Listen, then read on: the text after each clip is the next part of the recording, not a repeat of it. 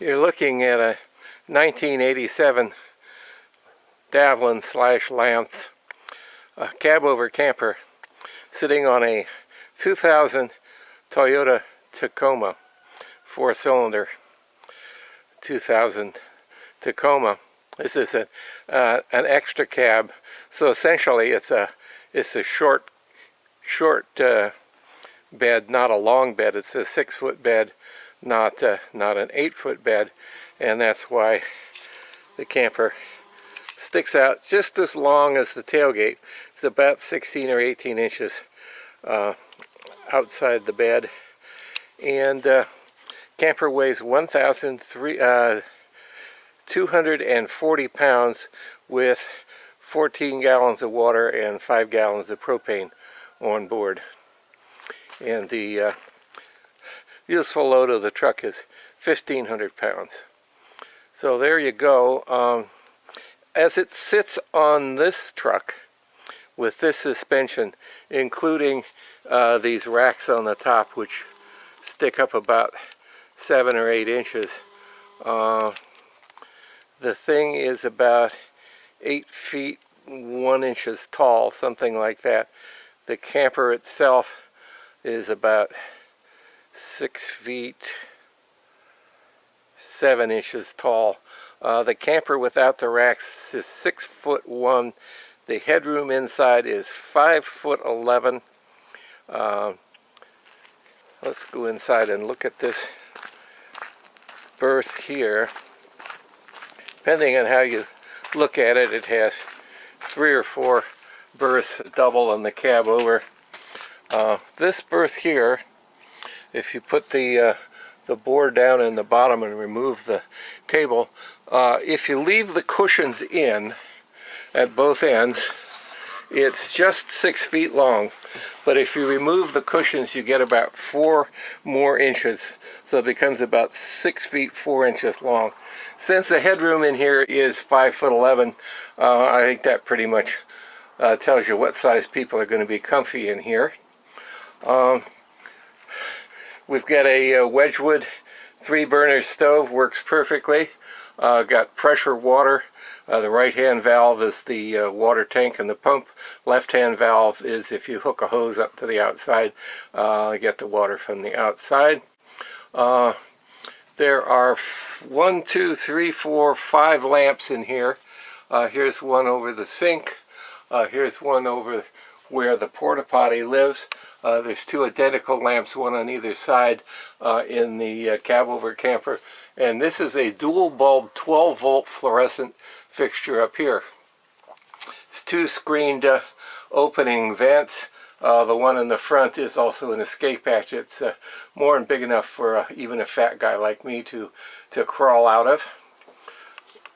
The headliner in here is perfect, and it's beautiful.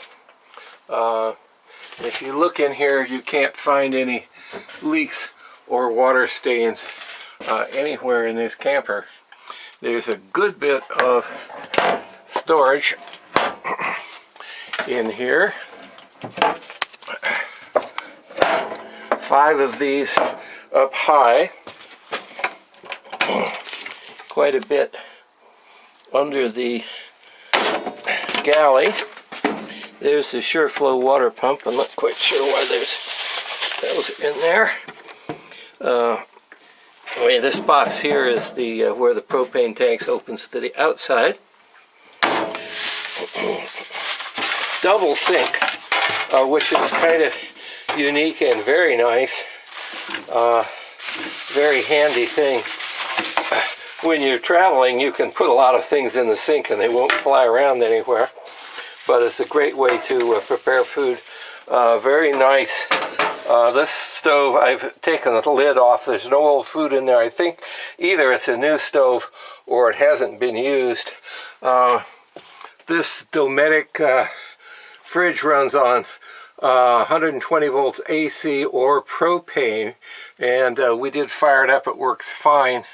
This dates from about 2004, so it's pretty new, and it's just in pristine condition like everything else in this camper. Just about perfect. Here's a hanging locker in there. There's the board that converts the settee into a berth. All these doors have proper pull latches. All the drawers have notches, so you have to lift them up to open them. This is a Atwood, I think, if I remember right, stove, about 3,000 BTU. Here's the thermostat up here. This is an old intercom. I don't know where the other half of it was, but I think it just sticks up there with Velcro, so that can go away. But a proper thermostat with there's the thermometer to tell you what the temperature is inside, and that's how you set the thermostat. Little on-off switch down at the bottom so you can turn it off. We've got our sleeping bags in here because this is our fire evacuation escape vehicle, so that's why the bags are in here. Basically, a double bed in here, quite nice. These windows are rubber frame. They won't corrode. They're sliding. They have screens, same on both sides, same as this window here. Got a nice positive latch. They slide very easily. They've got screens. These are just little holders that somebody added. I don't know. It's all for mica. The cushions I think are quite nice. This table will swivel around. It will also lift off. You take just pull the pole out of there and take it off.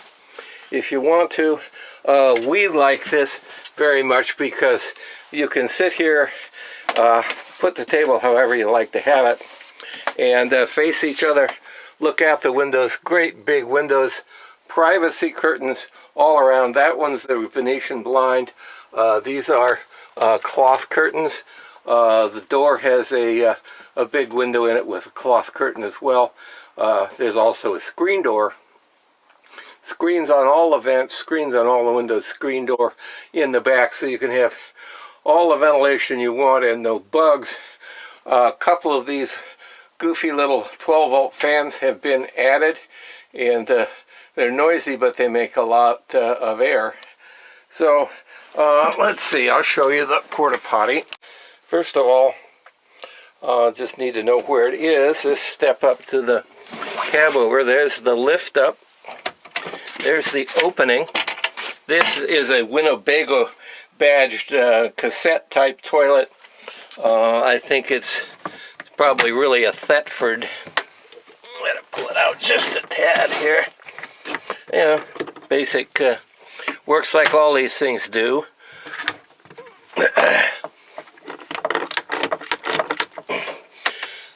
So it says Winnebago, but I think it's a Thetford. And very nice. Water tank is located back under here. It's a molded plastic tank. I think it's 14 gallons. It's got a drain at the bottom.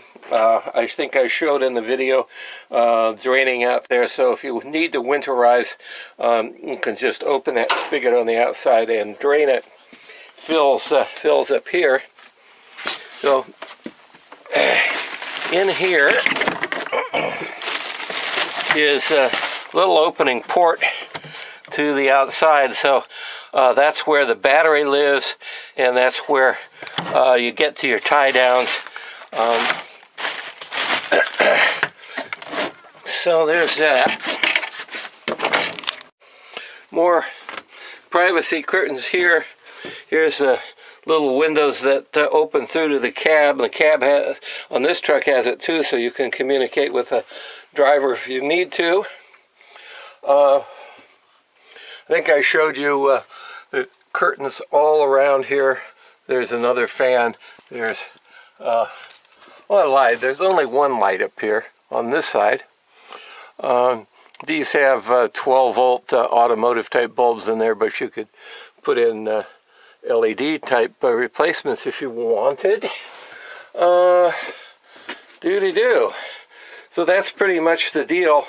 The thing does have a cord that you pull out the outside And if you wanted to plug in outside, you've got a couple of outlets here with their own circuit breaker. We don't want to use it that way, but you certainly could. And buried on the outside, inside the bed of the cab, is a little 12-volt inverter. And I think the idea was that they wanted to run this refrigerator on AC while it was moving rather than on propane.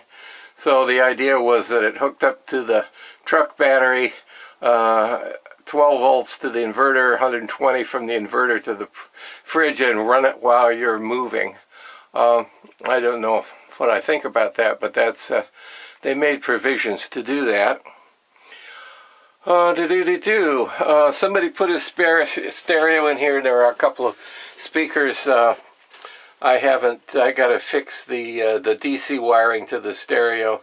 They put an antenna on the outside of the camper that I don't like at all, but it's there. So it's an AM/FM stereo with speakers. Not something I need in a camper, but it's there. So I think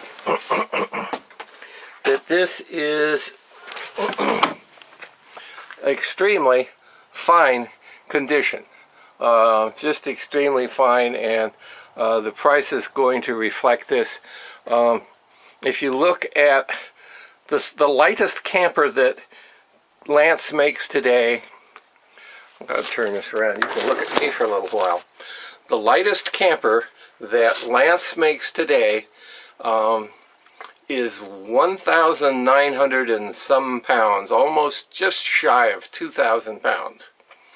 And this is 600 pounds lighter, 700 pounds lighter, 1,240 pounds. So if you have a little truck, this is really going to be your only game if you want high quality construction and all the bells and whistles. The only thing this doesn't have is a flush toilet or gray water tank, but those add so much weight, or shower, that it's just not possible with a small truck. But if you have a Tacoma, whatever they call the next one up from Tacoma, a Ranger, you know, a smaller to mid-size truck, this is the one that you want. The distance that you need between the wheel wells is only 37.5 inches. On the Toyota, on this Toyota, it's 41 inches. On my old Mazda, it was like 39 inches or something. And most campers are made for 48-inch width between the wheel wells, and they simply aren't going to fit in Japanese trucks or, you know, the Ranger is essentially a Mazda with a Ford badge on it, so it's a quasi-Japanese truck. There we go. And I'm thinking about $4,000 for this camper because of the condition, the rarity, the amenities that it has, and absolutely everything works.